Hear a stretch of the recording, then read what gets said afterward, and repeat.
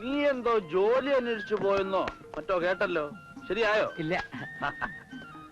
ഈ അന്വേഷിച്ചു പോക്കിന് തന്നെ കാശ് ഒത്തിരി കളഞ്ഞു കാണൂല്ലേ? വീടും പറമ്പും പണയത്തിലാണ്. അത് ഞാൻ പണ്ടേ പറയാറുള്ളതാ. ഇക്കാലത്ത് ഈ MA-യും BA-യും ഒന്നും പാസ്സായിട്ട് ഒരു കാര്യവുമില്ല. ഞാനെന്താ നന്ദിനിക്കുട്ടി അധികം പഠിപ്പിക്കാതിരുന്നത്? ഉറപ്പായിട്ടും പാസ്സാവില്ല എന്ന് മനസ്സിലായോണ്ടാവും. അതുകൊണ്ടൊന്നുമല്ല, ഡിഗ്രിക്കൊന്നും ഒരു വിലയും ഇല്ല എന്ന് എനിക്ക് മനസ്സിലായി. നന്ദിനി 5-6 തവണ പ്രീ ഡിഗ്രി എഴുതിയെന്നാണ് എന്റെ ഓർമ്മ. അതവിടെ തള്ളയുടെ നിർബന്ധം കൊണ്ടാ. തന്നെയല്ല, എഴുതി കയ്യക്ഷരമെങ്കിലും നന്നായിക്കോട്ടെ എന്ന് ഞാനും വിചാരിച്ചു. ആട്ടെ, നിനക്ക് ഈ ഗവൺമെന്റ് ഉദ്യോഗം തന്നെ വേണമെന്ന് എന്താ ഇത്ര നിർബന്ധം? ചെറുപ്പക്കാരായ എന്ത് ജോലിയും ചെയ്യാൻ തയ്യാറാകണം. ആ കനാല് പണിക്ക് കരിങ്കല്ല് ചുമക്കുന്നവർക്ക് ഒരു ദിവസത്തെ കൂലി എന്താണെന്നറിയാമോ? 25